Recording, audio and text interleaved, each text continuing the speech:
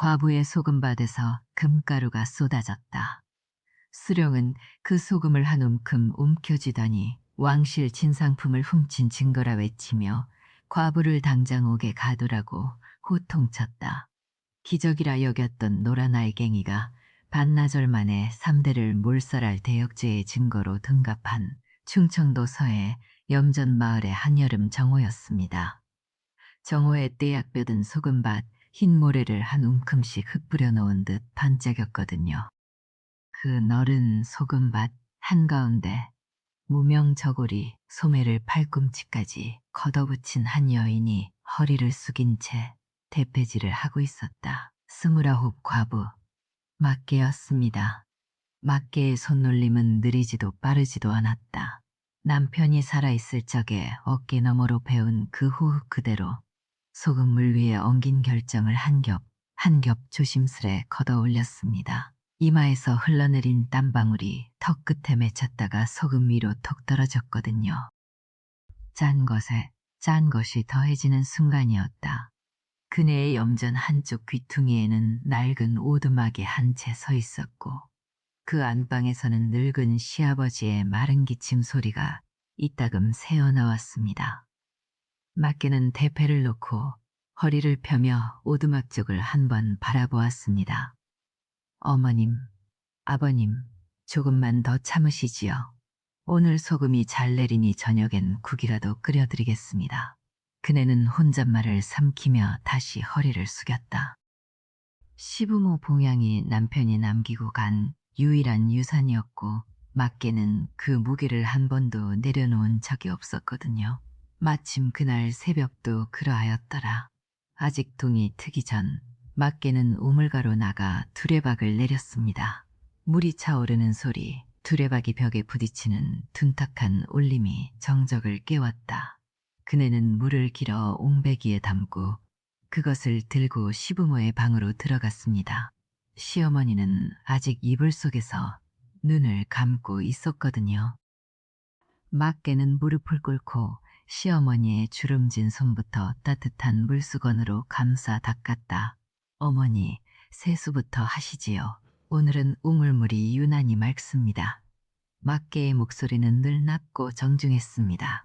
시어머니가 눈을 가늘게 뜨며 며느리의 손을 더듬었고 그 손끝에 바늘 자국처럼 박힌 굳은 살이 만져졌거든요. 아가, 내 손이 또 거칠어졌구나. 이 어미가 무엇 하나 해줄 수도 없으니 면목이 없다. 시어머니의 입술이 가늘게 떨렸다. 무슨 말씀을 그리 하십니까? 어머님, 이만한 품삯이면 응당한 것이지요. 막개는 못 본 척 고개를 숙이고 물수건을 다시 적셨습니다. 아가, 내가 이 집에 들어온 지도 벌써 3년째로구나. 이 늙은이는 내 새벽 발소리만 들어도 하루가 환해지니 이 은혜를 어찌 갚을꼬. 시어머니의 주름진 뺨이 희미하게 떨렸다. 그렇게 띠약볕 아래로 돌아온 막개가 대패질을 한 번 더 내리친 바로 그때였다. 소금더미 사이로 정오의 햇빛이 비스듬히 꽂히더니 무언가 쨍하고 반짝이는 것이 있었다. 처음에는 물방울인가 싶었습니다. 막개는 한쪽 무릎을 꿇고 손끝으로 그 자리를 조심스레 헤집었거든요. 노란 알갱이 하나, 둘, 셋, 곧 손바닥 가득 번쩍이는 가루가 올라왔다. 이게 다 무엇이란 말이냐? 막개의 목소리가 가늘게 갈라졌습니다. 그네의 눈썹이 찰나동안 실룩거렸고 손끝은 저도 모르게 오그라들었습니다. 하늘이시여, 소금 속에서 금빛이라니 이 무슨 조화란 말입니까? 생전 처음 보는 광경이었다. 허나 이상한 것은 그뿐이 아니었거든요. 가루에서 은은한 향이 올라왔는데 한 번도 맡아본 적 없는 붉은 빛의 짙은 기름 내음이었습니다. 막개는 그 향을 콧속 깊이 들이마셨다가 이내 미간을 좁혔습니다. 이 향을 어디선가 맡은 것 같은데 도무지 떠오르지를 않는구나. 그네는 품속에서 얇은 책자 하나를 꺼내 붓끝에 침을 찍어 작게 적어내렸다. 정오, 동쪽 바람, 붉은 기름향, 노란 알갱이, 그 비명에 가까운 중얼거림이 갯바람을 타고 흘러갔는지 건너편 갯가에서 미역을 말리던 안악들이 허리를 펴며 막개 내에서 뭔 소리가 난다. 저기 한번 가봅시다. 안악 하나가 치맛자락을 걷어 올리며 달려왔고 이내 그 뒤를 서너 사람이 따랐거든요. 소금밭 가장자리에 모여든 마을 사람들은 막개의 손바닥을 들여다보더니 한순간 말문이 막혔다. 이거 금이잖아. 소금에서 금이 솟다니 천지개벽할 노릇이네. 누군가의 외침이 가장 먼저 터져나왔습니다. 금이라는 말이 바람보다 빠르다 하였으니 저 아랫마을 장터까지 벌써 흘러갔겠소그려. 또 한 사람이 맞장구 치며 소리쳤다. 한식경도 되지 않아 염전마을 전체에 소문이 쫙 퍼졌습니다. 과부 염전에서 금이 쏟아졌다. 그것도 소금 속에서 저절로 솟았다. 하는 말들이었다. 그 무렵 장터 어기 느티나무 아래에서는 한 노인이 아이들을 무릎 아래 모아놓고 있었습니다. 손등이 소나무 껍질처럼 거친 노인이었다. 노인은 담뱃대를 한번 툭 털더니 낮은 목소리로 이야기를 시작했거든요. 옛날 옛적에 말이다. 바다 밑에는 요술 맷돌이 하나 가라앉아 있단다. 아이들의 눈이 동그래졌습니다. 노인은 손가락으로 허공에 둥근 원을 그리며 이어갔다. 원래 그 맷돌은 임금님 수락 안에 있던 것인데 욕심 많은 도둑놈이 훔쳐 배에 싣고 달아나다 바람을 만나 통째로 가라앉아 맷돌은 지금도 바다 밑에서 소금을 뿜어내고 있어서 바닷물이 이렇게 짠 것이야. 하나이가 침을 꿀꺽 삼키며 물었습니다. 할아버지, 그럼 그 맷돌은 지금도 돌아가요? 노인이 고개를 끄덕였습니다. 돌다마다. 다만 맷돌의 기운이 닿는 땅은 이 근방에 딱 한 곳밖에 없다더라. 아이들이 고개를 서로 마주 보았거든요. 노인은 담뱃대를 또 한 번 툭 치더니 입가에 희미한 미소를 띠며 속삭였다. 그게 말이다. 저 건너 막개네 염전이란다. 아이들의 입이 쩍 벌어졌습니다. 마침 그때 마을 쪽에서 왁자지껄한 함성이 몰려왔고 노인은 담뱃대를 입에 문 채 그 소리가 온 방향을 오래도록 바라보았다. 소문이 관아에까지 들어간 것은 불과 반나절이 채 지나기 전이었다. 변영감은 책상을 짚고 있던 손을 천천히 거두더니 관복 자락을 바로잡으며 자리에서 일어났거든요. 드디어 그 과부 염전에서 기운이 터졌구나. 말을 대령하라. 네, 직접 가보아야겠다. 그의 입꼬리가 비틀리며 한쪽으로 올라갔습니다. 변현감은 나졸들을 거느리고 곧장 막개의 염전으로 내달렸다. 말발굽 소리가 갯벌을 때리며 바닷새들이 놀라 일제히 날아올랐습니다. 염전에 다다른 변현감은 말에서 내리기도 전에 이미 눈을 번뜩였거든요. 그는 소금 더미 앞에 서더니 두툼한 손으로 한 움큼을 집어들어 코끝 가까이 가져갔습니다. 그 순간 변현감의 얼굴에 묘한 기운이 스쳤다. 그는 소금 속에 섞인 옅은 향을 오래도록 들이마셨고 제 관복 소매 안쪽으로 시선을 슬쩍 내렸다 올렸습니다. 아무도 눈치채지 못했지만 막개만은 그의 그 짧은 시선을 놓치지 않았거든요. 막개의 손끝이 품속의 책자를 꾹 눌렀습니다. 이것은 결코 예사로운 물건이 아니로다. 왕실로 진상되어야 할 금괴를 누군가 빼돌려 가루로 빻아 소금 속에 감춘 것이 분명하다. 변영감이 소금 한 줌을 높이 들어 올리며 크게 외쳤다. 그의 목소리가 염전 위에 쩌렁쩌렁 울렸고 모여든 백성들이 흠칫 뒤로 물러섰거든요. 변영감은 고개를 획 돌려 막개를 가리켰습니다.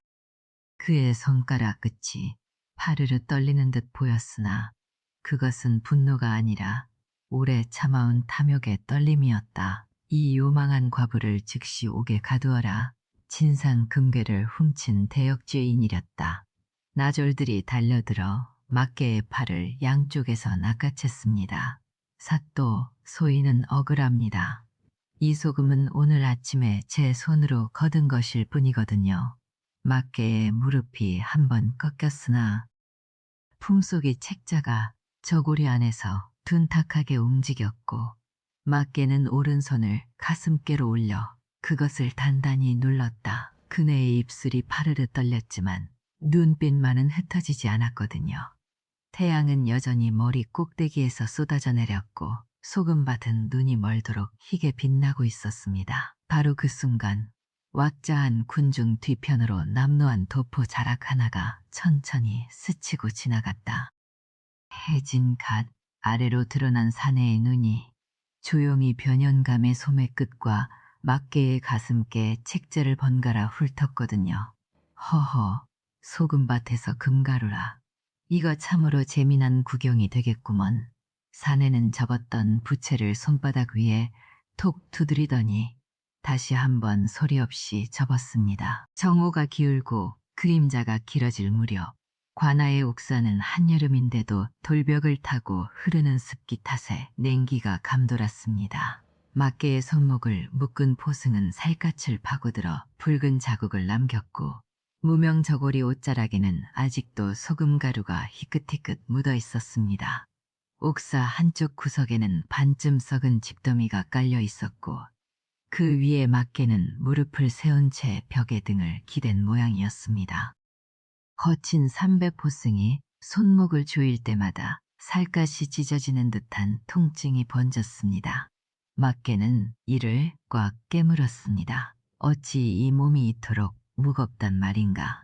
그네의 입에서 혼잣말이 새어나왔습니다. 손목을 조이는 거친 삼록근의 까칠한 오리살 속으로 파고드는 감촉이 생생했습니다. 집더미에서 올라오는 쉰내와 묵은 오줌 냄새가 코끝을 찌르고 만들었습니다. 막개는 혀끝으로 마른 입술을 적셨는데 짠맛이 느껴졌습니다. 땀인지 눈물인지 모를 짠맛이 제가 평생 거둬온 소금의 맛과 닮아 있었던 것입니다. 소금으로 살고 소금으로 죽는구나. 그네의 낮은 한숨이 새어나왔습니다. 이윽고 돌계단을 올라오는 발소리가 들렸습니다. 한 걸음 한 걸음이 유난히 무겁고 느긋했습니다. 막개는 그 소리를 듣는 순간 어깨를 살며시 움츠렸습니다. 사람의 무게가 아니라 탐욕의 무게였기 때문이지요. 옥문 앞에 멈춰 선 사내는 검은 관복자락을 한번 털더니 부채를 펼쳐 비릿한 오간의 공기를 휘저었습니다. 변연감이었습니다. 과부야, 편히 앉았더냐. 부채 끝이 옥창살 사이로 비집고 들어왔습니다. 내 염전에서 나온 것이 금가루라는데 어찌 내가 이리 태연한 것이냐. 혹 그 아래 묻힌 요술 맷돌의 자리를 아직도 모른다 하겠느냐. 변연감의 입꼬리가 천천히 올라갔고 그 사이로 누런이가 드러났습니다. 내가 오늘 밤 안에 염전 문서를 내게 넘기고 맷돌이 묻힌 자리를 짚어준다면 이 늙은 관인이 내 목숨 하나쯤은 살려줄 수 있다. 막개는 벽에 기댔던 등을 천천히 떼었습니다. 무릎 위에 올려놓았던 두 손을 모아 가지런히 매만지고 고개를 들어 변연감의 눈을 마주 보았습니다. 내가란고. 그 눈은 공포에 질려있지도 분노로 끓고 있지도 않았습니다. 다만 소금 결정처럼 단단하고 투명했습니다. 현감 어른, 그 영전은 제 남편이 3년을 피땀 흘려 일군 땅입지요. 죽어서도 제가 지켜야 할 유산이거늘 어찌 그 땅을 제 한 목숨과 바꾸란 말씀입니까? 막개의 목소리는 낮았지만 흔들림이 없었습니다.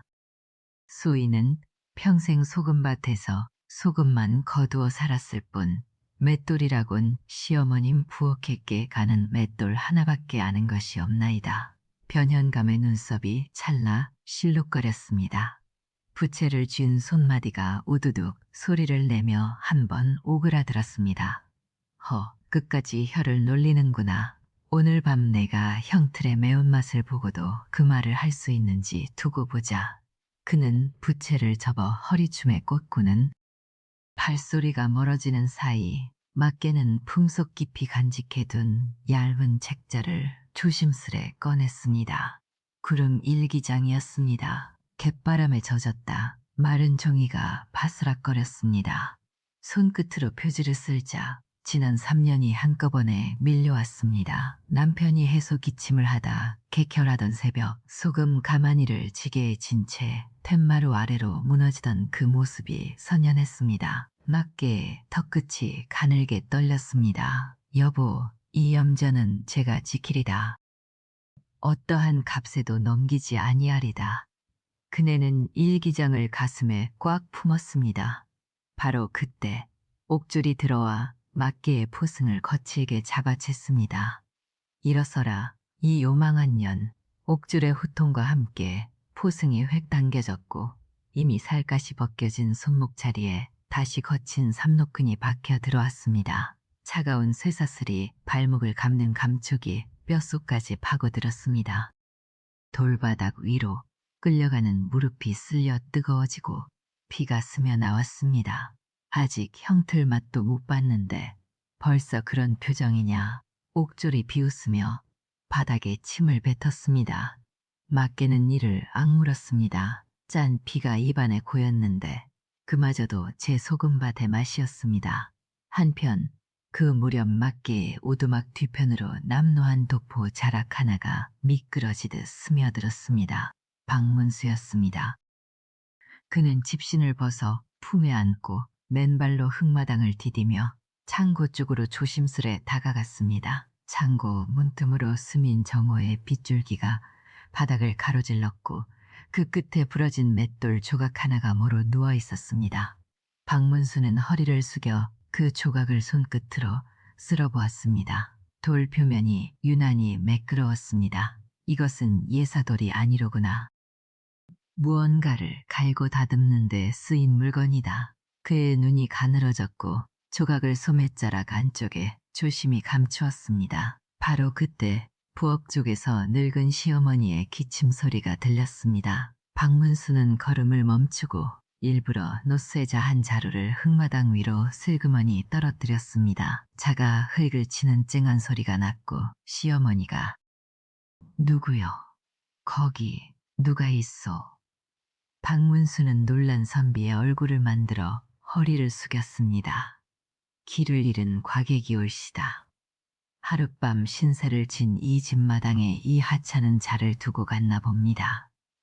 시어머니는 노쇠자를 집어들며 눈을 가늘게 떴습니다. 차의 눈금이 보통 목수의 것이 아니었습니다. 이 자는 범상한 물건이 아닌데 시어머니의 주름진 손끝이 멈칫거렸습니다. 그러나 그네는 아무 말 없이 자를 박문수에게 건넸습니다. 선비님, 어서 갈 길을 가시지요. 박문수 또한 그 멈칫거림을 놓치지 않았습니다. 이쯤에서 한 가지 이야기를 더 전해드리지요. 막개가 옥창살에 이마를 기댄 채 떠올린 기억은 혼례를 올린 이듬해의 일이었습니다. 그해 초여름 마을에 흉년이 들어 쌀 한 대로 20집 식소를 먹여야 하는 일이 생겼습니다. 한 안악이 가마솥 앞에서 투덜거렸습니다. 죽 한 그릇씩 돌려봤자 우리 아이들 배가 어디 차겠소. 막개는 밤새 아궁이 앞에 앉아 쌀 한 대를 천천히 졸여 엿을 만들었습니다. 엿이 굳기 전 그네는 소금 결정 모양으로 얇게 펴서 하나하나 식혔습니다. 이튿날 아침 막개는 그 엿 조각을 작은 모명 주머니에 담아 집집이 돌렸습니다. 쌀로 엿을 고면 단맛이 오래가니 아이들 입에 한 조각씩 물리시면 배고픔을 잊을 것입니다. 안악들은 손바닥 위에서 반짝이는 엿 조각을 보고 입술을 가늘게 떨었습니다. 아이고, 이게 소금인지 엿인지 눈이 속을 파니구먼. 한 안악이 감탄했습니다.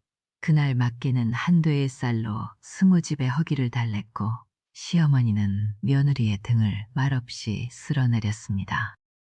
한편 관아 깊숙이 자리한 변현감의 서재에서는 또 다른 풍경이 펼쳐지고 있었습니다. 비단 보료 위에 비스듬히 기댄 변현감은 콧노래를 흥얼거리며 진상품 목록을 손가락으로 짚어내려갔습니다. 서재 한쪽 벽에는 한양으로 올려보낼 뇌물상자들이 층층이 쌓여 있었습니다. 은자 10꾸러미, 닭물 비단 5필, 말린 전복 한 짝, 그리고 맨 위에 놓인 작은 오칠함에는 과부 염전에서 거두었다는 금가루가 담겨 있었습니다. 변연감은 그 함을 손끝으로 쓰다듬으며 혼잣말을 늘어놓았습니다. 대감께서 이 함을 열어보시면 응당 내 벼슬 한 자리는 올려주시겠지. 허, 과부 하나 딛고 올라서는 길이 이리 평탄할 줄이야. 그는 부채를 펼쳐 얼굴을 가린 채 낄낄거렸고 그 웃음소리가 석가래를 타고 올라먼지를 흩뜨렸습니다. 하인이 차를 들고 들어서자 변양감이 호통을 쳤습니다. 내 이놈 발소리를 그리 내며 들어오느냐. 이 함은 내 눈에 담을 것이 아니니라. 예, 날이 소인이 무엄하였사옵니다. 변연감은 오칠함을 재빨리 비단 보자기로 덮었습니다. 그 손길이 어찌나 서둘렀던지 보자기 끝이 한 모서리에 걸려 빗두름이 씌워졌습니다. 그 시각 옥사안 막개는 일기장의 마지막 빈 페이지를 손끝으로 짚었습니다. 바깥에서는 형틀을 끌어오는 소리가 돌바닥을 긁으며 다가오고 있었습니다. 오늘 밤을 견디면 내 결백은 하늘이 아실 것이다. 막개는 옥창살 넘어 저물어가는 구름을 한번 올려다보았습니다.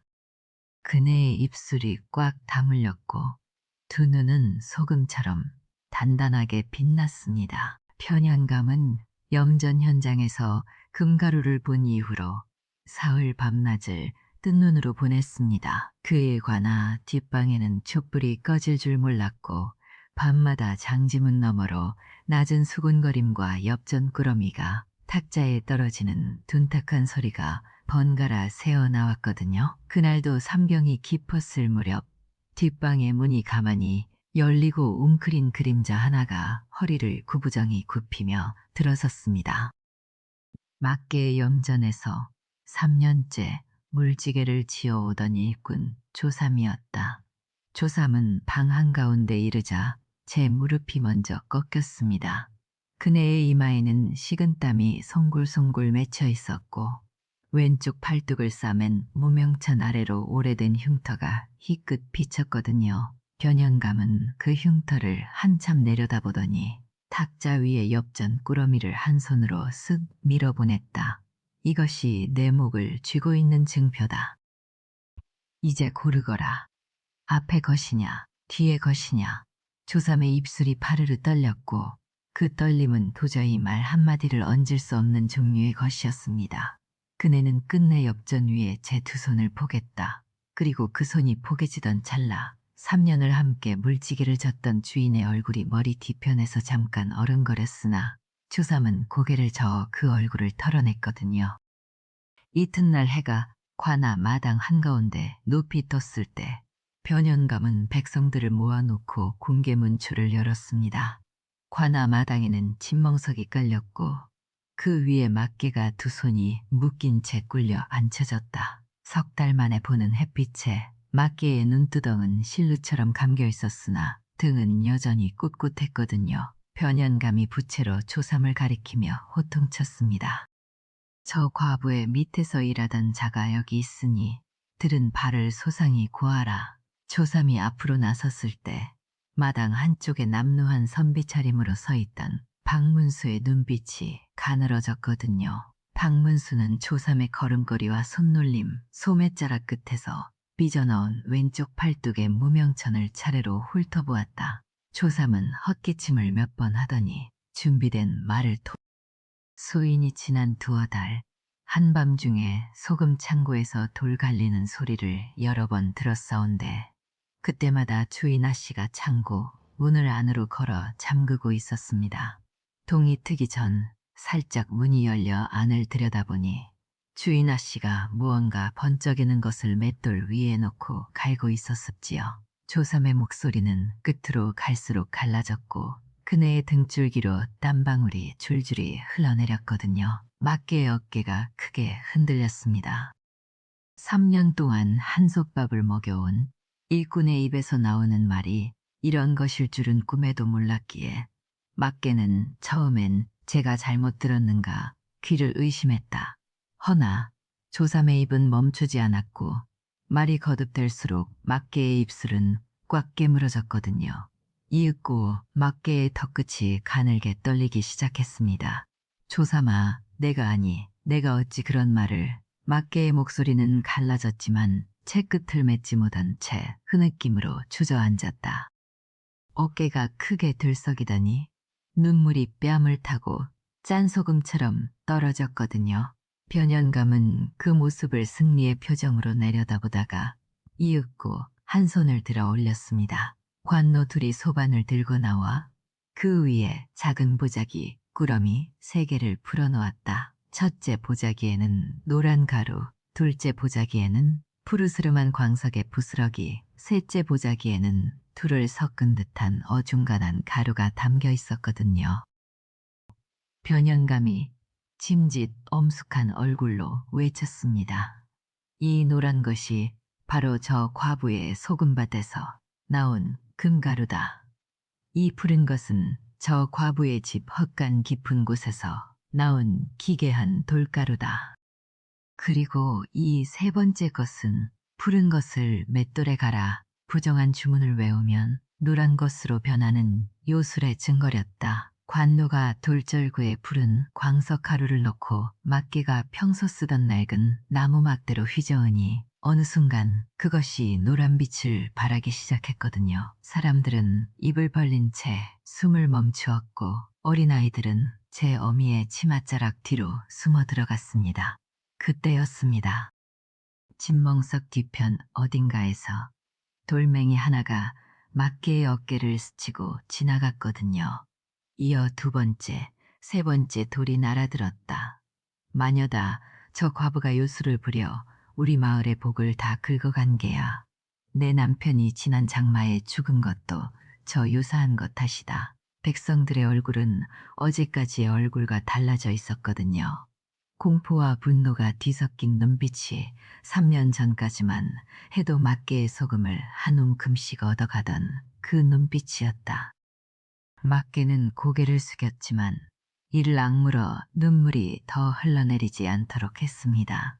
바로 그 혼란 속에서 마을 장터 쪽으로부터 요란한 꽹과리 소리가 들려왔거든요. 문초가 잠깐 멈춘 사이 관아의 하급 아전 하나가 달려와 고하였습니다. 장터에 괴이한 일이 벌어졌습니다. 도깨비들이 나타나 방망이를 휘두르며 금가루를 뿌린다고 하옵니다. 변연감의 미간이 좁혀졌으나 이내 그네는 입꼬리를 올렸다. 이 혼란이 제게 유리한 바람이라 여겼기 때문이었거든요. 장터에서는 참으로 우스꽝스러운 광경이 벌어지고 있었습니다. 덩치 큰 산에 셋이 허름한 탈을 쓰고 도깨비 흉내를 내며 사방에 노란 가루를 흩뿌리고 있었는데 그것을 본 백성들이 소금을 사려던 바구니를 내던지고 대신 길바닥에 흙을 한 움큼씩 치맛자락에 쓸어 담기 시작한 것이었다. 이 흙 속에도 금이 있을 게야. 땅이란 땅은 다 뒤져야 해. 한 늙은이는 바지춤을 축혀올리며 흙더미 위에 엎어져 나뒹굴었고 아낙 둘은 서로의 머리채를 잡고 흙 한 줌을 다투다가 엉덩방아를 찧었거든요. 도깨비들은 그 모습을 보며 킥킥거렸고 그중 하나의 달 밑으로는 변연감 관아의 수문장 얼굴이 언뜻 비쳤습니다. 세상이 탐욕 앞에서 얼마나 쉽게 눈이 머는가를 그 장터의 흙먼지가 고스란히 보여주고 있었던 겁니다. 한편 그 시각 박문수는 조용히 자리를 비워 읍내 염료상 뒷마당으로 스며들고 있었거든요. 박문수는 장사치 차림의 염료상 영감을 붙잡고 짐짓 근심스러운 얼굴로 운을 뗐습니다. 허허, 영감. 내 처조카가 푸른 광석 가루를 구한다던데 최근 3달 새 읍내에서 그만한 양을 사간 이가 있었소? 영감은 처음엔 입을 꾹 다물었으나 박문수가 소매 속에서 엽전 한 구러미를 내보이니 눈썹이 실룩거렸다. 있긴 있었습지요. 관아 하인이라는 자가 3번에 걸쳐 가만히로 실어갔는데쇼. 오호라, 그가 제 이름을 대었소? 아니올시다. 이름은커녕 얼굴에 수건을 두르고 왔지요.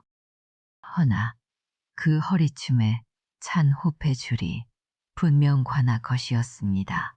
박문수는 눈을 가늘게 뜨고 영감의 장부를 들여다보는 척하면서 날짜와 수량을 제 머릿속에 차곡차곡 새겨 넣었거든요. 그네는 마지막에 한마디 더 던졌다. 영감, 이 일은 오늘 이 자리에서 잊으시오. 허나 관아의 부름이 있으면 그때는 기억해 내시오. 영감의 목숨이 그 기억에 달려 있을 것이오. 영감의 입술이 바싹 말랐고 박문수는 남루한 도포자락을 털며 뒷마당을 빠져나왔습니다. 관아 마당으로 돌아온 박문수의 눈에 조삼의 왼팔 흉터가 다시 들어왔거든요. 그 흉터는 염전에서 소금 가마를 나르다가 생긴 것이 아니라 관아의 형미가 문초 때 찍어놓은 낙인 자국이었다.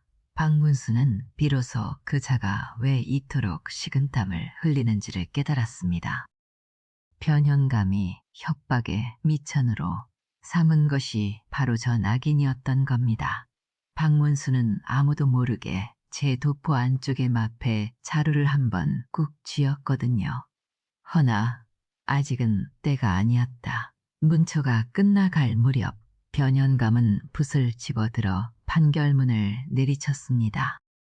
저 과부를 유사한 죄로 다스려 내일 해가 뜨는 대로 장터 복판에서 참수하렸다. 막개의 몸이 앞으로 푹 쓰러졌고 백성들은 환호와 두려움이 뒤섞인 소리를 쏟아냈거든요. 그날 밤 관아 안채에서는 변현감의 연회가 열렸습니다. 기생들의 가야금 소리가 담을 넘어 흐르는 동안 옥사 한 구석에 맡기는 어둠을 향해 제1기장의 마지막 장을 조용히 넘기고 있었던 겁니다. 그런데 그 밤 장터 한편에서는 낮의 도깨비 소동이 채 가시지 않고 있었거든요. 흙을 자루째 싸매고 돌아간 백성들은 방바닥에 그것을 쏟아놓고 호롱불에 바싹 갖다 대며 밤새 금싸라기를 찾아 헤맸습니다.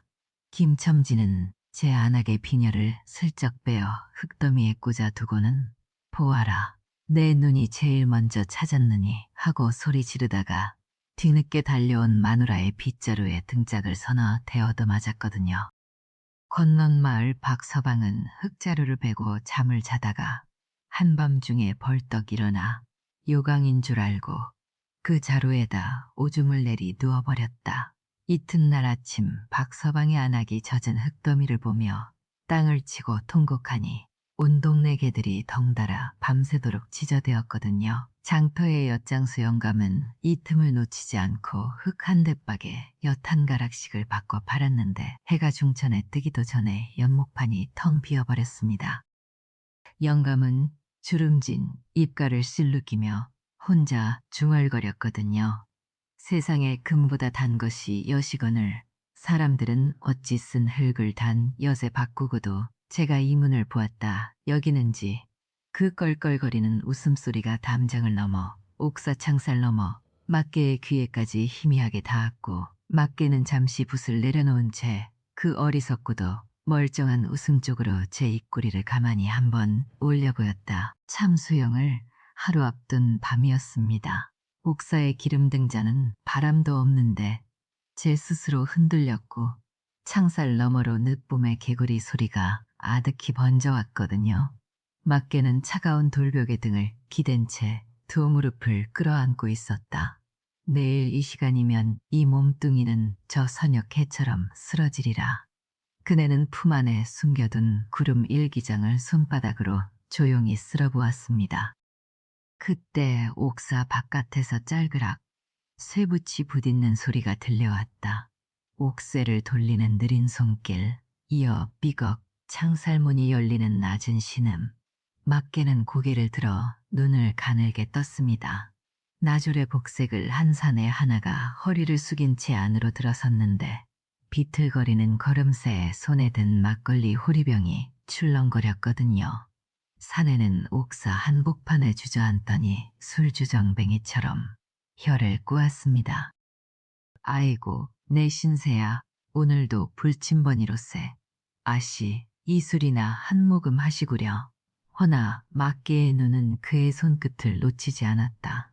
저 손은 술로 떨리는 손이 아니었거든요. 손가락 마디가 붓을 쥐어본 자의 결을 품고 있었습니다.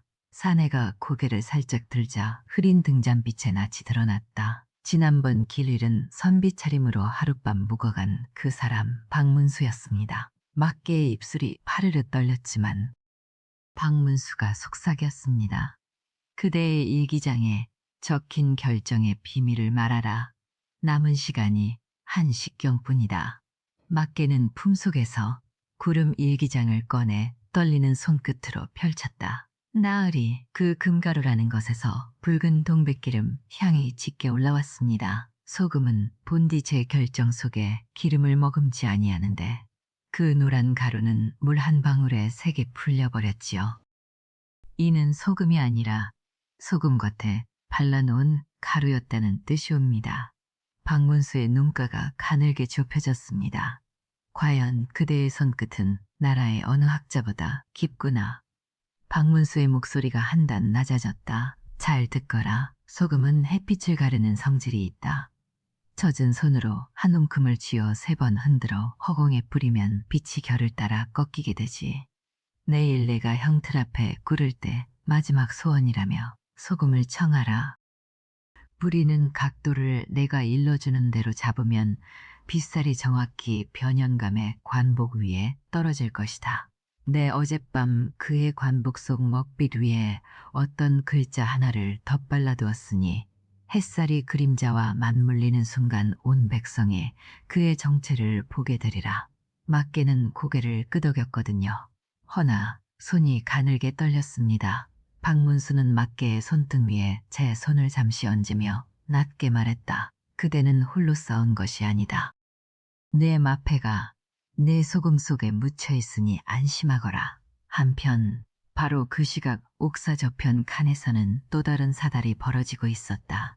사흘 전 들어온 오라질 놈이 저녁에 들인 밥을 한술 뜨더니 갑자기 배를 움켜쥐고 쓰러졌거든요. 놈의 입술이 시퍼래지고 턱끝이 미친 듯 떨렸습니다. 사람 죽는다.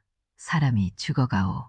같은 칸의 죄수들이 창살을 치며 소리를 질렀지만 옥사장은 구석에서 코를 골고 있었다. 막개가 고개를 창살 쪽으로 내밀며 소리쳤습니다. 그자에게 묵은 소금이 있다면 한 움큼 물에 풀어 들이부으시오. 물은 뜨뜻한 것으로 찬 것은 결코 아니 돼요. 마침 옥사 한켠에 장 끓일 때 쓰던 소금 그릇이 놓여 있었거든요. 죄수 하나가 허둥지둥 소금을 한 줌 집어 사발에 풀었습니다. 막개가 다시 외쳤다. 짠 국물이 혀뿌리에 닿으면 위가 발칵 뒤집혀 토해내게 돼요. 독이 창자까지 내려가기 전에 위에서 막아야 하오. 놈의 머리를 옆으로 눕히고 사발을 입에 부어 넣자 반각도 지나지 않아 놈이 꾸역꾸역 토해내기 시작했습니다. 시커먼 액이 돌바닥에 쏟아졌고 놈의 턱 끝에 맺힌 거품이 흰색으로 바뀌었을 때 비로소 숨소리가 돌아왔거든요. 죄수들이 막개의 칸을 돌아보며 침을 삼켰습니다. 내일이면 저 여인이 형장에 오른다는 사실이 누구의 머릿속에서도 지워지지 않았다. 그 소란이 잦아들기 전 박문수는 이미 옥사를 빠져나간 뒤였습니다.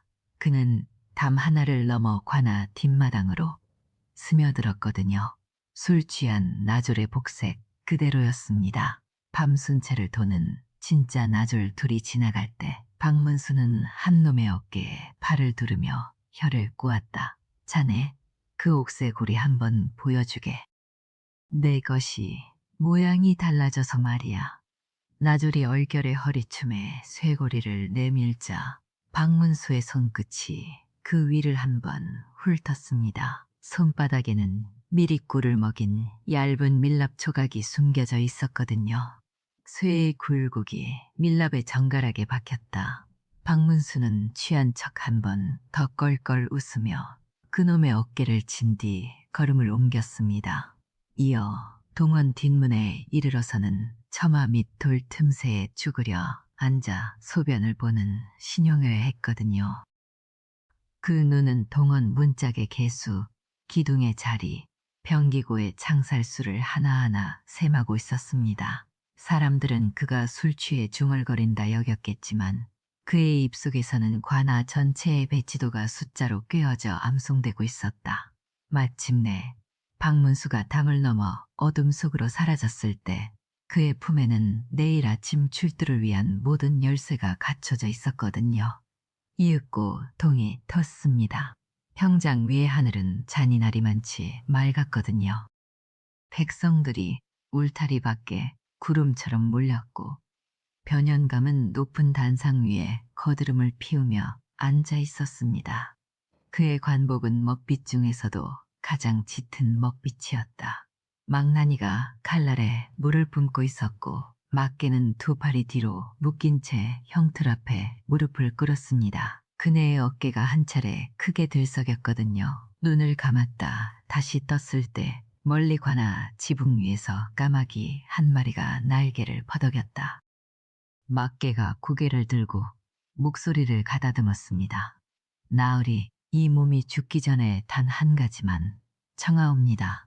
제가 평생 일군 소금 한 움큼을 햇빛에 비추어 보게 해주소서. 소금은 제 지아비의 유산이요. 저의 마지막 벗이옵니다. 변연감은 비웃음을 흘리며 손을 내저었거든요. 요망한 것의 마지막 장난이로구나. 그리하거라. 저 소금이 내 무덤 위에 뿌려질 것이니 나졸이 소금 한 사발을 막개 앞에 놓았다. 막개의 손끝이 사발 속으로 미끄러졌거든요. 젖은 손가락이 결정을 3번 꾹 쥐었고 그네는 몸을 천천히 일으키며 해가 가장 높은 쪽으로 소금을 허공에 흩뿌렸습니다. 바로 그때였습니다. 정오의 햇살이 흩어진 결정을 꿰떴자 무수한 빗살이 쪼개지며 단상 위로 비스듬히 쏟아졌거든요. 빛이 변연감의 먹빛 관복 한가운데로 꽂히는 순간 관복 위에 숨어있던 글자 하나가 붉은 노을처럼 떠올랐습니다. 도둑이라는 한 글자였다. 군중이 숨을 들이켰고 변연감의 눈동자가 좌우로 미친 듯 흔들렸거든요. 백성들이 웅성이기 시작했습니다. 저게 무엇이냐? 사또 관복의 글자가 떠올랐다.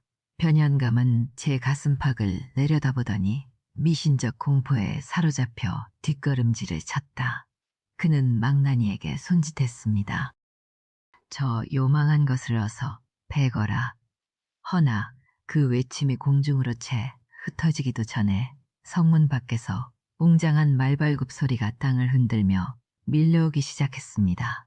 말발굽 소리는 점점 더 가까워졌고 먼지 기둥이 성문 위로 누런 구름처럼 치솟았거든요. 이윽고 성문이 벼락치듯 활짝 열리며 역졸 수십이 말 위에서 일제히 소리쳤습니다. 암행어사 출두요. 암행어사 출두요. 그 외침이 형장의 하늘을 쩌렁쩌렁 가르자 구경하던 백성들이 땅에 엎드렸고 망나니의 칼이 바닥에 떨어져 쟁그랑 소리를 냈거든요. 변연감의 낯빛이 먹빛 관복보다 더 검게 굳었습니다. 박문수가 말해서 내려 단상 위로 성큼성큼 올라섰다. 어젯밤에 취한 나졸 행색은 간데없고 홍포 자락이 바람에 펄럭였거든요.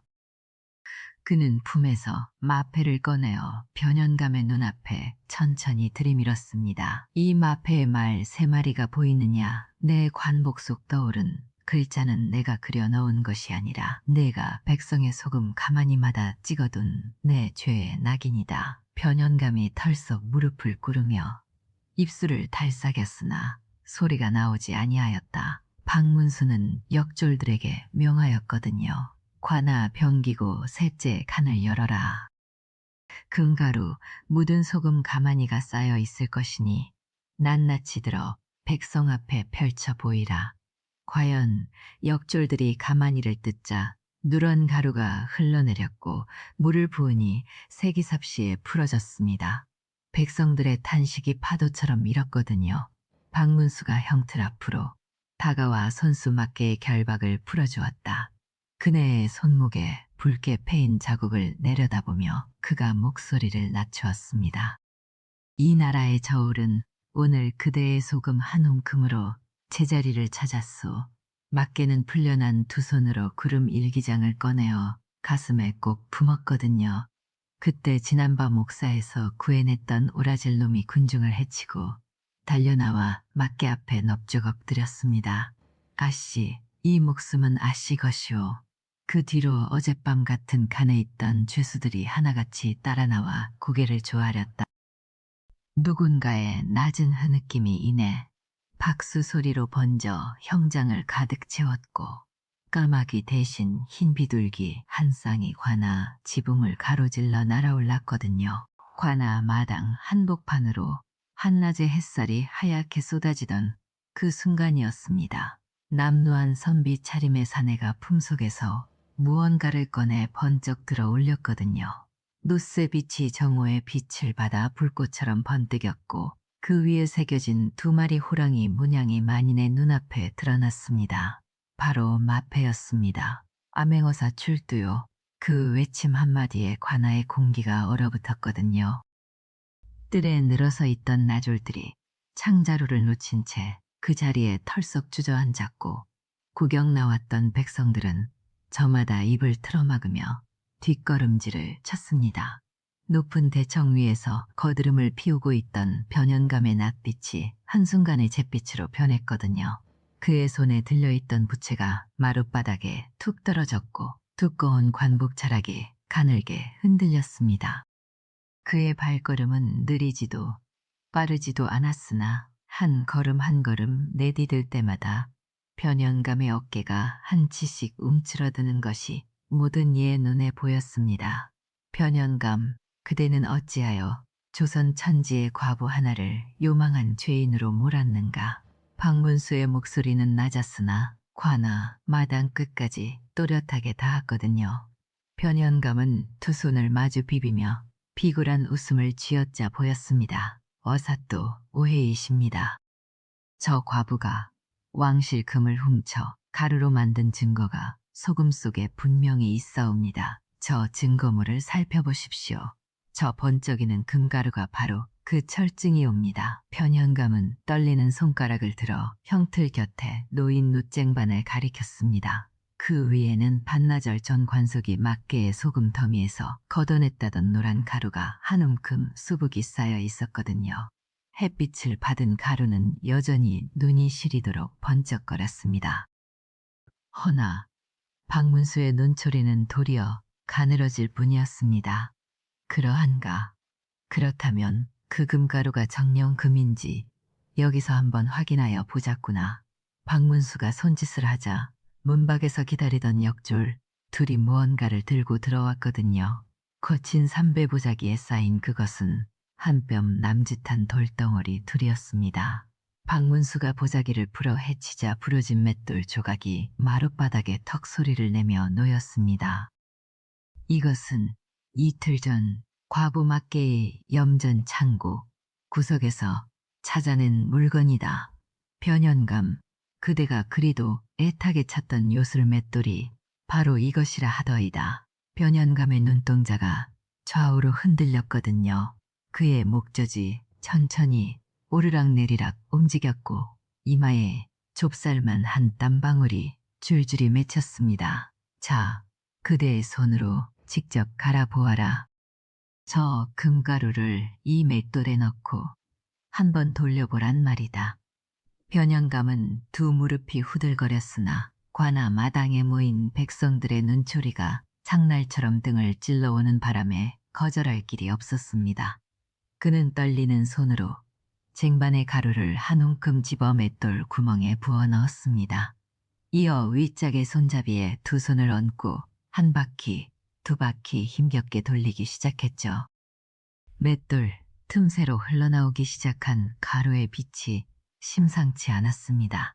처음에는 노란빛이던 것이 차츰 잿빛으로 바래더니 이내 푸르스름한 광채를 내뿜는 것이 아니겠습니까?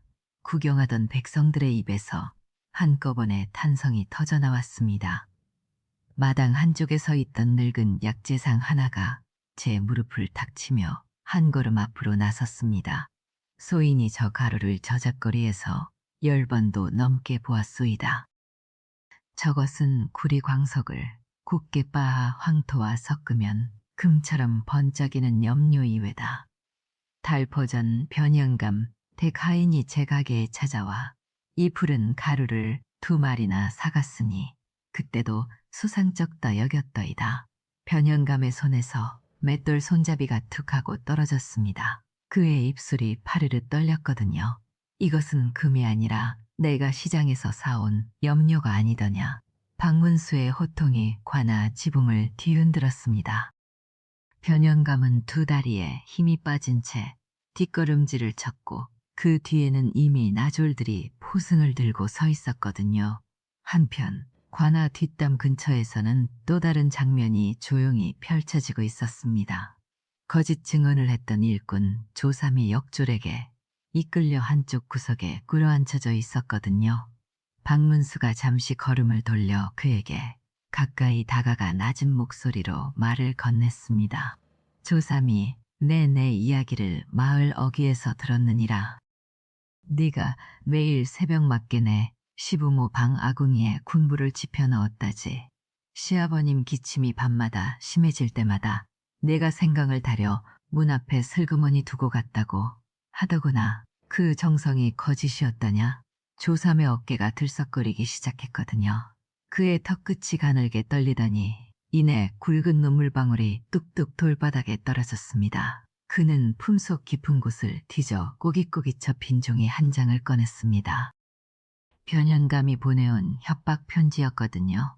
거짓을 증언하지 않으면 조삼의 늙은 어미를 관노로 끌고 가겠다는 내용이 시커먼 먹으로 적혀 있었습니다.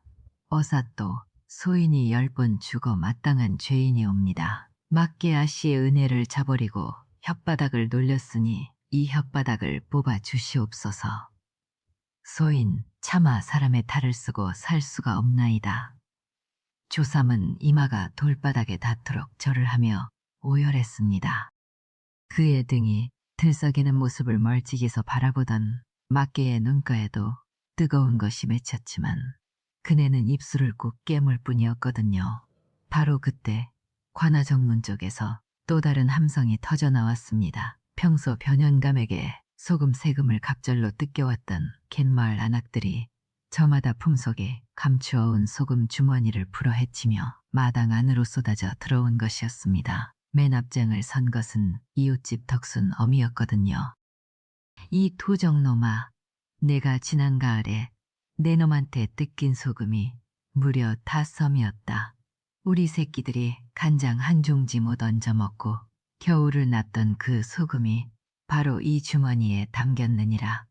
덕순 어미가 주머니를 치켜들어 변현감의 얼굴에 확 끼얹었습니다. 거친 소금 알갱이가 변현감의 두 눈과 벌어진 입속으로 파고들었고 그는 비명을 지르며 바닥을 굴렀거든요. 그 뒤를 이어 다른 안악 67이 우르르 달려들었고 저마다 한 움큼씩 소금을 퍼부으며 해묵은 설움을 쏟아냈습니다.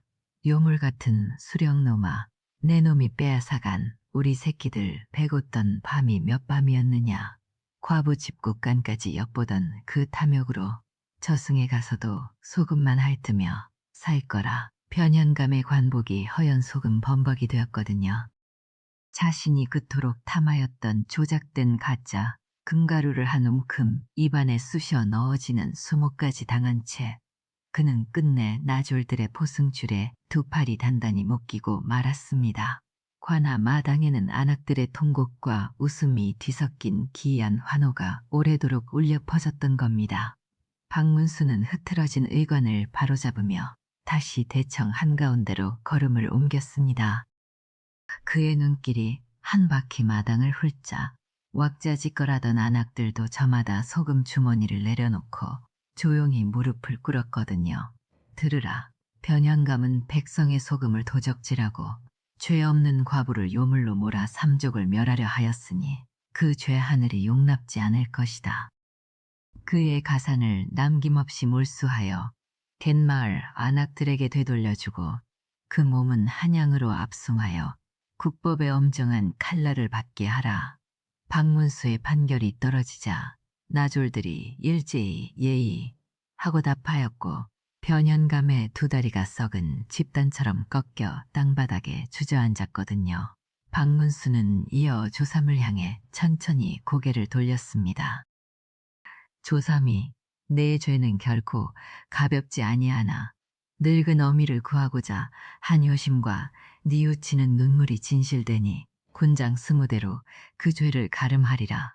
대신 앞으로 막개의 염전에서 3년을 머슴살이하며 내 혓바닥의 값을 땀으로 갚도록 하여라. 조삼은 돌바닥에 이마를 거푸찌며 감사의 오열을 토해냈습니다. 그의 구분 등 위로 봄볕이 따스하게 내려앉았거든요. 마지막으로 박문수의 시선은 형틀 곁에 여전히 꿇어앉아 있던 막개에게 닿았습니다. 그네의 풀어헤쳐진 머리칼 사이로 가느다란 눈물 자국이 말라붙어 있었고 두 손목에는 밧줄 자국이 아직도 붉게 남아 있었거든요. 박문수는 손수 내려와 그 밧줄을 풀어주었습니다. 막개야, 내 시부모를 봉양한 효심과 삶을 삶아 피륙을 짜던 내 손끝에 땀방울을 하늘이 다. 네, 시아버님, 약값을 마련코자 염전 모퉁이의 돌틈에서 캐내었다는 그 누런 가루, 그것이 금이 아니라 한낱 녹슨 노스의 부스러기였음도 내 이미 알고 있었다. 허나 내 정성은 금보다 귀하니 이제부터 이 갯마을에 염전 열맞이기를 내 이름으로 돌려 세우고 해마다 관아에서 소금 2섬씩을 내 시부모 제수로 보내도록 하겠노라. 막개는 끝내 참았던 통곡을 터뜨렸습니다. 그 울음소리가 관아, 담장을 넘어 갯바람을 타고 저 멀리 바다까지 흘러갔고 마당에 모인 백성들은 저마다 옷고름으로 눈시울을 훔치며 어사또 만세를 연거푸 외쳤거든요. 관아, 마당에 고요한 긴장이 내려앉았습니다. 암행어사 박문수는 소매자락에서 노스의 유척을 꺼내 들었거든요. 햇빛에 닦인 그 자가 오래된 벼루처럼 묵직한 빛을 냈습니다. 그가 유척을 들어 올리자 마당 한 귀퉁이에 쌓인 소금 가마니들이 그제야 무거운 정체를 드러내는 듯했죠. 환가에서 거두어 갔다는 진상 소금 가마니 하나하나 다시 재어 보거라. 박문수의 명이 떨어지자 아전들이 떨리는 손으로 가마니를 풀어 저울 위에 올렸습니다. 한 가마, 두 가마, 세 가마, 숫자가 거듭될수록 변연감에 이마에 맺힌 땀방울이 턱선을 타고 흘러내렸거든요. 곡물 장부에 적힌 무게와 실제 가마니의 무게는 번번이 어긋났습니다. 어떤 것은 반섬이 비어 있었고 어떤 것은 아예 절반도 차지 않았다. 이 차이가 무엇인지 말해보라. 박문수의 목소리는 낮았지만 마당 끝까지 또렷이 퍼졌습니다. 변양감은 입술을 파르르 떨며 고개를 숙였죠. 그가 3년간 염전에서 걷어간 소금의 절반은 장부에 오른 적이 없었습니다. 누구에게 돌아가야 할 소금이었는지는 그 자리에 모두가 알았거든요. 이윽고 박문수는 소매 안에서 얇은 책자 하나를 꺼냈습니다. 막개가 옥에서 풀려나는 길에 말없이 건넨 그 구름 일기장이었거든요. 책장 귀퉁이는 짠기에 눅눅해져 물결처럼 굽어 있었고 표지에는 막개의 구름 일기라는 글씨가 어린아이의 손글씨처럼 정직하게 박혀 있었다. 박문수는 페이지를 한 장씩 천천히 넘겼습니다. 3월 21날 자정 무렵 동쪽 갈대밭에서 발자국 소리가 들리다 발끝이 좁고 뒤축이 두꺼운 좌편 신 바닥에 반달 모양 흠이 있어 갯벌에 찍힌 자국이 달갔다. 낭독이 이어질수록 마당의 공기가 한층 무거워졌습니다. 4월 초이틀 금운 직후 염전 북쪽 둑을 따라 걸어온 자가 있다. 몸에서 붉은 동백기름 향이 배어나오다. 하룻밤 사이 소금밭 한 자락이 눌려있고 동쪽 무서리에는 기름 방울이 스민 자국이 남았다. 박문수는 책장을 쓰다듬듯 넘겼습니다. 낮 동안 달궈진 햇빛이 그의 어깨를 무겁게 눌렀지만 그는 조금도 서두르지 않았거든요. 한 장, 또 한 장, 각 날짜마다 막개는 침입자의 발자국 모양과 향, 옷자락이 스쳐간 자리에 미세한 흠집을 기록해 놓았다. 3개월 동안 단 하루도 빠진 날이 없었습니다. 3개월간의 관찰 기록이 너의 죄를 낱낱이 증언하고 있다. 박문수가 일기장을 탁 하고 덮었습니다. 그 소리가 마당 한복판에서 마치 판관의 망치처럼 울렸거든요. 그제야 관아의 아전들은 변연감의 관복자락에서 붉은 동백기름 향이 은은히 번진다는 사실을 알아차렸습니다.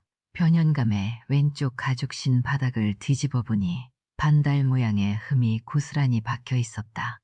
그 흠이 갯벌에 남겼을 달 모양의 자국이 모두의 눈앞에 겹쳐졌습니다. 변연감에 무릎이 풀썩 꺾였고 어깨가 힘없이 축 늘어졌거든요. 그대의 말이 관아의 어떤 장계보다도 정확하였소. 박문수가 문득 돌아서며 막개에게 말을 건넸습니다. 마당을 가득 메운 백성들 사이에서 막개는 홀로 고개를 숙인 채 서 있었거든요. 박문수가 한 걸음 다가와 목소리를 낮추었습니다. 내 그대의 집에서 하룻밤을 묵으며 노새 유척한 자루를 떨어뜨린 길손이었소. 그 자를 주어 조용히 돌려준 그대의 손길을 보았을 때부터 나는 이 염전의 진짜 주인이 누구인지 짐작하였지요. 나라의 여사가 아무리 관문을 넘고 이속을 탐문한들 3개월간 밤마다 갯벌을 지켜본 한 여인의 일기만큼 정확할 수는 없었어. 박문수의 눈빛에는 공적인 미업 너머로 묵직한 경의가 어려 있었습니다. 막개는 소매자락으로 눈가를 꾹 눌렀거든요. 그네가 남편의 생전에 배운 것이라고는 소금을 걷는 법과 하루를 기록하는 법 두 가지였으되 그 두 가지가 이 나라의 권세 하나를 무너뜨릴 줄은 꿈에도 몰랐답니다. 박문수는 가만히 고개를 숙여 보였습니다. 아랫사람에게 고개를 숙이는 법이 없던 그 어사의 인사가 그날 막개에게는 임금의 하사보다도 귀하게 다가왔던 겁니다. 한편 그날 저녁 막개의 낡은 오두막에서는 또 하나의 장면이 천천히 피어오르고 있었습니다. 시어머니는 새벽부터 장독을 뒤져 제일 아끼던 간장 한 종지를 꺼냈거든요. 시아버지는 기력이 남지 않은 다리로 마당까지 걸어나와 며느리가 돌아올 길목을 향해 돗자리를 폈습니다. 이웃 아낙들이 저마다 좁쌀 한 줌, 미역 한 단, 누구도 재촉하지 않았지만 돗자리 위에는 금세 조출한 소금 밥상이 차려졌거든요. 한가운데 놓인 것은 다름 아닌 막개가 걷어올린 하얀 소금 한 접시였습니다. 시어머니는 그 소금 위에 주름진 손가락을 얹은 채 한참을 떨었죠. 우리 며느리가 이 소금을 지키느라 그 혹한의 옥살이를 견뎠구나. 시아버지는 낡은 수건으로 눈가를 누르다 말고 동네 아이들에게 집신 바닥을 탁탁 털어 마당을 치워달라 부탁했습니다. 어스름이 내리자 막개가 관아에서 풀려나 골목 끝의 모습을 드러냈거든요. 시어머니가 마른 무릎을 꺾어 막개의 손을 덥석 잡았다. 아가, 내 손이 왜 이리 차냐? 어미가 죄인이지. 막개는 고개를 저으며 시어머니의 어깨를 안았습니다. 그 품에서 옅은 쑥 냄새와 간장 냄새가 동시에 풍겨왔거든요. 마을 사람들은 손뼉 대신 조용히 소금 한 꼬집씩을 밥 위에 얹어 먹었습니다. 누구 하나 큰 소리를 내지 않았으되 그 고요한 밥상이야말로 3년 만에 되찾은 가문의 명예였던 겁니다. 다음 날 아침 임금의 교지가 관아에 당도했습니다. 교지를 펼친 이방의 목소리가 가늘게 떨렸거든요. 충청도 염전 과부 막개는 그 정성이 하늘에 닿고 그 기록이 관의 장계보다 밝았으니 오늘로 양인의 신분을 하사하고 염전의 소유권을 자자손손에 이르도록 영구히 하사한다. 막개는 묵묵히 교지를 향해 절을 올렸습니다. 절을 올리는 그네의 등 뒤로 염전이 하얗게 펼쳐져 있었죠. 바람이 불 때마다 소금밭 위로 얇은 빗무리가 번졌고 그 빛 사이로 막개는 남편의 묘소를 바라보았습니다. 임자, 나 이제 소금밭을 지켜낼 수 있게 되었소. 막개는 낮은 목소리로 무덤 앞에 말을 건넸거든요. 그네가 품에서 꺼낸 것은 구름 일기장의 마지막 장이었습니다. 새벽 이슬에 눅눅해진 종이 위에는 아직 아무 글자도 적히지 않았죠. 막개는 붓 대신 손가락 끝에 소금 하나를 묻혀 그 페이지에 꾹 찍어 보였습니다. 하얀 점 하나가 종이 위에 또렷이 박혔거든요. 앞으로의 하루하루는 이 소금처럼 맑게 적어가리다. 그 무렵 관아 뒷마당에서는 변형감의 귀한 길을 재촉하는 발소리가 분주했습니다. 한때 위풍당당하던 관복자락은 어느새 거친 삼배로 갈아입혀졌거든요. 박문수는 그의 곁을 지나치며 단 한마디도 덧붙이지 않았다.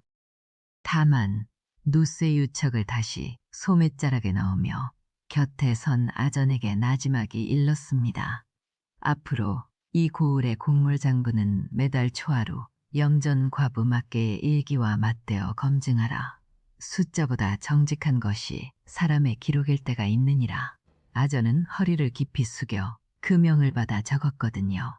돌아오는 길목에서 맞게는 옥에서 함께 지냈던 안악 하나를 마주쳤습니다. 남의 곳간에서 좁쌀 한 대를 훔쳤다는 누명으로 3년째 옥살이를 하던 이였거든요. 막개가 갯벌의 발자국을 읽듯 그 안악의 손바닥, 굳은 살과 손톱 및 흙까지 살펴 사정을 헤아려 준 덕에 결국 누명이 풀려 그날로 집에 돌아가는 길이었습니다. 안악은 막개의 소매를 붙들고 울먹였죠. 언니, 옥 안에서 밤마다 갯바람 소리를 들려주신 그 낮은 목소리가 아니었으면 저는 벌써 혼이 나갔을 거예요. 막개는 손사래를 치며 안악의 등을 가만히 쓸어 주었습니다. 그네의 손길에서는 여전히 옅은 소금기가 배어 나왔거든요. 그 길로 마을 어귀에 들어섰을 때 아이들이 맨발로 달려나와 막개의 치맛자락을 붙들었습니다. 한 아이는 그 구름 일기장을 가리키며 아주머니, 저도 저 책처럼 매일매일 써볼래요 하고 조그맣게 속삭였거든요. 막개는 아이의 이마를 쓸어주며 빙긋 웃었습니다. 먼 염전 쪽에서 갈매기 울음이 길게 번져왔고 하얀 소금밭 위로 저녁 햇살이 한 겹 또 한 겹 포개어졌죠. 그네는 그 빛을 오래도록 바라보다가 품 안에 일기장을 가슴께로 꼭 여미었습니다. 승리 후의 아침 햇살이 염전 위에 하얗게 부서져 내렸습니다. 간밤의 소란이 언제 있었냐는 듯 바닷바람은 여전히 짭조름했고 갈매기 울음소리는 어제보다 한결 가벼웠거든요. 막개는 새벽녘 우물가에서 물을 길어 시부모의 아침상을 차리고 다시 무명저구리 소매를 발꿈치까지 걷어붙인 채 소금밭으로 나섰습니다. 그네의 손놀림은 예전과 다를 바 없이 느리지도 빠르지도 않았거든요. 다만 그 손등에 박힌 옹이처럼 굳은 살이 아침 햇살에 반짝이며 은근한 위험을 풍기고 있었을 뿐이었다. 막개는 허리를 숙여 대패질을 하다가 문득 고개를 들어 먼 바다를 바라보았다. 파도가 밀려왔다가 물러가는 사이로 지난 몇 달의 일이 짧은 꿈처럼 스쳐갔거든요. 옥사의 차가운 마룻바닥, 관아 마당에 쏟아지던 돌팔매질. 그러나 막개의 입술은 굳게 다물어져 있을 뿐 원망의 말 한마디 새어나오지 않았더라. 그네가 속으로 되뇌인 것은 오직 한 가지였다. 내 땀방울이 배지 않은 소금은 결코 내 것이 아니다. 이윽고 사람들의 발자국 소리가 들려왔다. 이웃 마을 안악 하나가 딸아이의 손을 잡고 소금밭 가장자리에 서더니 조심스레 머리를 조아리며 떨리는 목소리로 운을 뗐거든요. 막개 언니, 이 아이한테 소금 가르치는 법을 좀 보여주시지요. 지아비를 잃고 난 뒤로 이 어미가 도무지 살 길을 몰라서요. 막개는 대패를 놓고 허리를 펴며 그네를 가만히 바라보았다. 안악의 눈가에 붉은 태가 둘러져 있었고 딸아이의 뺨은 울어부은 듯 얼룩져 있더라. 막개는 말없이 그네의 손을 잡아 소금밭 한가운데로 이끌었다. 소금은 서두르면 깨집니다. 허리를 숙이되 무릎을 꿇지 말고 손끝이 아니라 손바닥 전체로 결정을 바치시오. 그네의 목소리는 낮고 또렷했거든요.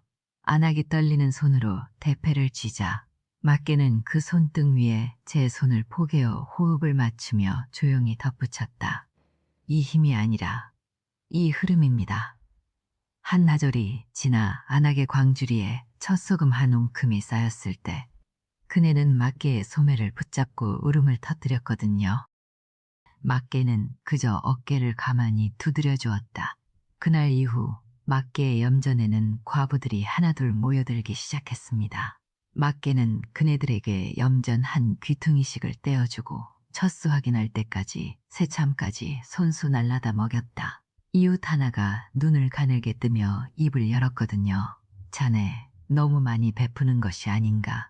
제 몫은 챙겨두어야 훗날이 편할 터인데. 막개는 웃으며 금은 사람을 눈멀게 하지만 소금은 세상을 썩지 않게 하니 이것이 진정한 보배입니다. 그 한마디는 부부상의 입을 타고 코을 밖으로 흘러나가 머지않아 지혜의 소금이라는 이름과 함께 전국장시에 오르내리게 되었습니다. 어느 보름날 오후였습니다.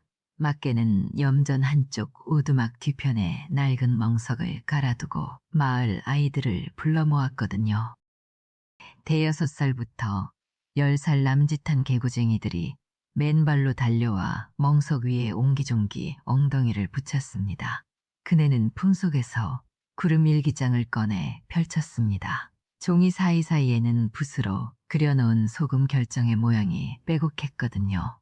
어떤 것은 여선모가 난 별처럼 그려져 있었고 어떤 것은 나뭇잎 무늬처럼 길게 뻗어 있었다. 얘들아, 소금이라는 것이 그저 짠맛만 내는 가루인 줄 아느냐? 막개가 나직이 묻자 아이 하나가 코를 훌쩍이며 고개를 끄덕이더니 작은 입을 비죽이고 말을 받았다. 할매들이 국에 넣어 짜게 하는 거잖아요. 맞아요. 막개는 빙긋 웃고 일기장을 아이들 눈앞에 들이밀었거든요. 바람이 남쪽에서 불면 결정의 일에 둥글게 앉고 북쪽에서 불면 이처럼 뭐가 난단다. 해가 뜨겁고 바람이 잔 날은 꽃잎처럼 퍼지고 비구름이 지나간 날은 좁쌀처럼 자라지느니라. 아이들의 눈동자가 반짝반짝 커졌고 앞줄에 앉은 사내 아이 하나가 멍석을 툭툭 두드리며 목청을 높였다. 우와, 소금이 꽃도 되고 별도 되어 막개는 손가락 끝으로 소금 하나를 집어 아이의 손바닥 위에 올려주며 덧붙였다. 하늘이 하루도 같은 날이 없듯 소금도 매일 다른 얼굴을 짓는단다. 너희가 이 결정 하나를 귀히 여길 줄 안다면 세상 어느 것도 허투루 보지 않게 되느니라. 아이들은 저마다 소금 하나를 손바닥에 받쳐들고 마치 보물이라도 되는 양멍석에 엎드려 들여다보았거든요. 그로부터 열흘 뒤 막개의 염전에서 그의 첫 소금이 가마니로 묶여 나오던 날이었다. 마을 사람들은 응당 막개가 첫 가마를 장시에 내다 팔 것이라 여겼거든요. 값이 가장 높을 때 가장 귀한 손에 넘어가는 것이 세상 이치였으니 말이다. 허나 막개는 첫 가마를 등에 짊어지고 마을에서 가장 허름한 골목으로 들어섰습니다. 그네의 발길이 먼저 멈춘 곳은 지붕이 반쯤 주저앉은 호라비 노인의 움막이었더라. 노인은 겨우내 된장 한 숟갈도 귀에 맹물에 나무를 삶아 먹던 처지였다. 막개는 쌀이문을 가만히 두드리고 소금 한 대박을 나무 바가지에 담아 마루 끝에 올려놓으며 조용히 입을 열었거든요. 어르신, 올해 첫 소금이 옵니다. 국 끓이실 때 한 꼬집씩 쓰시지요. 노인은 주름진 손을 떨며 바가지를 끌어안더니 한참 만에 갈라진 입술로 겨우 한마디를 토해냈습니다. 이 늙은 것이 무슨 낯으로 이 귀한 것을 받겠는가. 자네 은혜를 내주고 흙이 되어도 갚지 못할 것일세.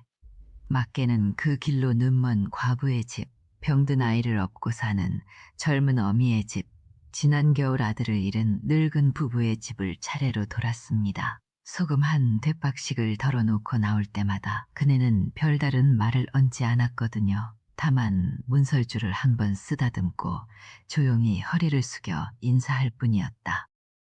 해질 무렵 집으로 돌아온 막개의 등짐은 처음 나설 때보다 한결 가벼워져 있었고 그네의 어깨에서는 힘이 스르르 빠져나가며 안도에 가까운 숨이 흘렀더라. 노을이 염전 위로 붉게 번지는 사이 막개는 다시 소금밭 가운데 서 있었다.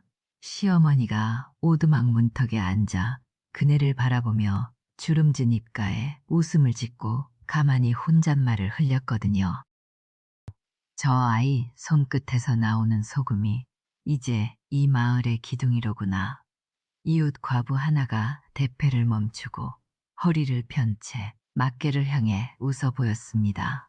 언니, 이 소금밭에 서고 보니 비로소 이 늙은 것도 내 집이 생긴 듯하오이다. 또 다른 과부가 맞장구를 치며 고개를 끄덕였고 막개의 웃음소리가 파도 소리와 섞여 갯바람을 타고 멀리 퍼져나갔다. 세월은 강물처럼 흘렀고 충청도 서해의 그 염전 마을에도 수십 번의 봄이 피고 졌습니다. 띠약볕에 허리를 숙이던 29의 과부는 이제 쭉 진 머리가 서리처럼 하얗게 센 노파가 되어 있었죠. 허나 그네의 손끝은 여전히 거칠었고 여전히 새벽이면 염전으로 나가 소금을 걷어 올렸더라. 그날도 소금을 긁던 노파의 손이 문득 멈추었습니다. 수십 년 전 차가운 쇠사슬이 손목을 파고들던 감촉이 손끝에 되살아난 탓이었거든요.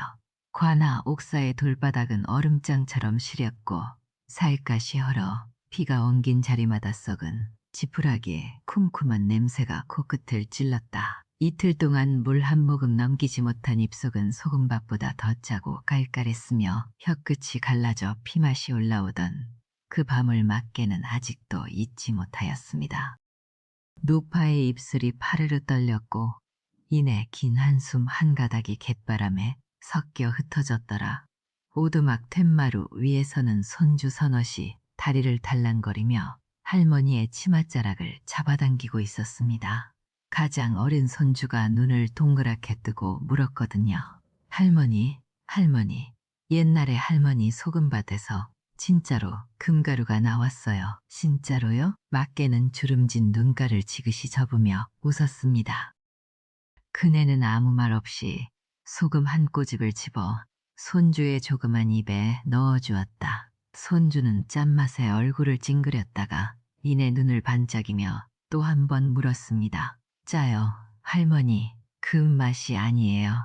그래, 금이 아니란다. 허나 할미에게는 이 짠맛이 금보다 귀하였느니라. 금은 사람을 눈멀게 하지만 소금은 세상을 썩지 않게 하니 말이다. 노파의 목소리는 낮고 느렸지만 마당의 바람조차 잠시 걸음을 멈춘 듯 고요하였습니다. 둘째, 손주가 고개를 갸웃거리며 되물었더라. 할머니, 그럼 할머니는 그때 하나도 안 무서우셨어요? 어찌 안 무서웠겠느냐. 참수대 위에 무릎이 꿇리던 날 햇볕에 달구어진 나무 냄새와 피비린내가 한데 뒤엉켜 콧속을 찔렀단다. 목덜미에 닿은 칼끝에 서늘한 기운이 아직도 이 늙은이의 살갗에 박혀있는 듯하구나.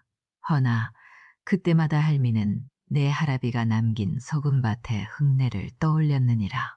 그 한 줌 짠 냄새를 떠올리면 두려움도 별 수 없이 물러가더라. 노파가 옛일을 떠올리자 또 한 장면이 되살아났습니다. 돌팔매가 이마를 찢던 날이었거든요. 관아 마당 한복판에 꿇어앉은 그네의 머리 위로 돌멩이들이 우박처럼 쏟아졌고 관자놀이에서 흘러내린 피가 더운 김을 뿜으며 저고리 삽을 적셨다. 흙바닥에 짓눌린 두 무릎은 으스러질 듯 얼얼했으며 입안에서는 쇠맛과 흙내가 한데 뒤섞여 올라왔습니다. 마녀다, 저 마녀의 목을 베어라 하는 고함이 양쪽 귓속을 칼끝처럼 찔러댔더라. 그 비명 속에서도 막개의 손은 품속의 일기장을 꼭 그려쥐고 있었습니다. 한편 막개의 이야기는 이미 그 오두막을 떠나 저 멀리 전국 곳곳으로 흘러들고 있었거든요. 보부상들의 등짐 속에 실려서였다. 바로 그 무렵의 일이었습니다. 문경 세제의 고갯마루, 주막 평상 위에 등짐을 내려놓은 보부상 예닐곱이 막걸리 사발을 기울이고 있었더라. 그중 나이 지긋한 행수가 장구 대신 소금 자루를 두드리며 목청을 틔웠습니다. 자, 들어들 보게나. 충청도 서해 과부의 염전 이야기일세. 행수가 가락을 뽑자 젊은 등짐 장수들이 무릎을 치며 장단을 맞추었습니다. 금가루에 속지 마소, 속지 마소. 땀방울 섞인 소금이 진짜 보배라. 저울을 속이면 하늘이 알고 대박을 속이면 땅이 아는 법. 막걸리 잔이 한 바퀴 돌고 가락은 또 한 바퀴 돌았거든요. 주막 주인이 눈시울을 붉히며 거들었다. 우리 같은 장돌뱅이에게도 상도라는 게 있지요. 그 과부가 지킨 건 염전 한 조각이 아니라 상인의 양심이었소이다.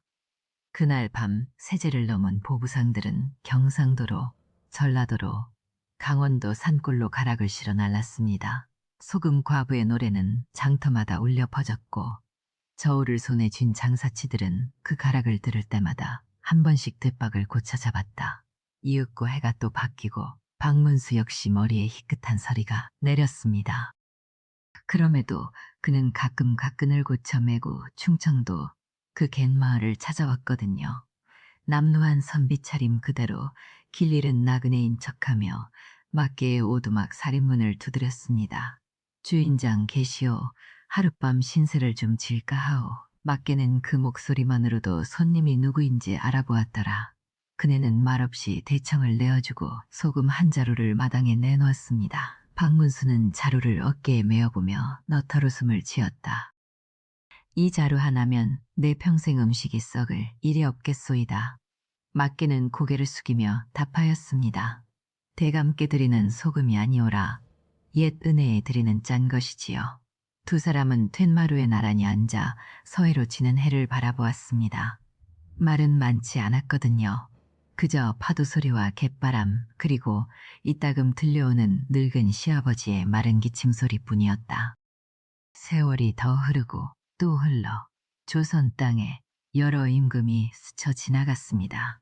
허나 그 갯마을에는 기이하게도 막개염전이라는 이름이 대대로 살아남았더라. 마을 늙은이들은 어린 것들을 무릎에 앉혀놓고 이런 후일담을 속삭였습니다. 여그 이 염전 자리가 예사 자리가 아닐세. 달 밝은 밤에 귀 기울이면 아직도 어디선가 짠내 섞인 가락이 들려온다네. 금가루에 속지 마소 하는 노랫소리가 파도 끝자락에 묻어오지 뭔가. 어린 것들이 눈을 동그랗게 뜨고 바닷바람 쪽으로 귀를 기울이면 정말로 파도 끝자락에서 희미한 가락이 실려오는 듯도 하였습니다. 놀랍게도 오늘날에도 충청도 어느 해안가에는 막개 염전이라는 이름의 오래된 돌뚝이 흔적처럼 남아있다고 전해지거든요. 나이든 어부 하나가 그 돌뚝을 지나다 갓을 고쳤으며 나직이 이리 중얼거린다고 합니다. 여기가 그 막개 할매 염전일세. 갓 한 번 고쳐 쓰고 지나감세. 늙은 막개는 그날도 툇마루에 앉아 손주의 머리를 쓰다듬으며 속삭였습니다. 얘야, 이 할미가 너에게 남길 것은 금이 아니라 이 소금 한 줌이란다. 막개는 마지막으로 붓을 들어 얇은 종이 위에 한 줄을 적어 내렸거든요. 가장 짠 인생이 가장 빛나는 소금을 만든단다. 이야기꾼은 여기서 부채를 가만히 접었습니다. 화면 너머 하얀 소금 결정들이 하늘에서 눈처럼 흩날리기 시작했다. 한 알 한 알, 막개의 땀방울처럼, 막개의 기록처럼, 그리고 막개의 이름처럼 말이지요. 여러분, 막개는 금가루 앞에서도 흔들리지 않고 자신의 일기장 한 권을 끝까지 지켜낸 사람이었습니다. 그 선택이 얼마나 대단한지 아시겠습니까? 화려한 한 방이 아니라 매일 반복된 성실한 기록 한 줄이 결국 목숨을 살리고 염전을 되찾은 것이었습니다. 우리 삶에서도 마찬가지입니다. 눈부신 금가루에 마음을 빼앗길 것이 아니라 오늘 내 손에 쥔 한 줌의 소금을, 오늘 내가 남긴 한 줄의 기록을 정직하게 지켜내십시오. 금은 하루아침에 손에서 빠져나가지만 정직한 기록과 성실한 땀방울은 결코 여러분을 배신하지 않습니다. 가장 짠 인생이 가장 빛나는 소금을 만든다는 이 한마디를 부디 여러분 가슴 깊이 새기시기 바랍니다. 오늘 여러분의 자리에서 묵묵히 흘린 땀방울 한 방울이 훗날 가장 반짝이는 소금 한 알이 되어 돌아올 것입니다. 이 긴 이야기는 여기서 조용히 마치겠습니다.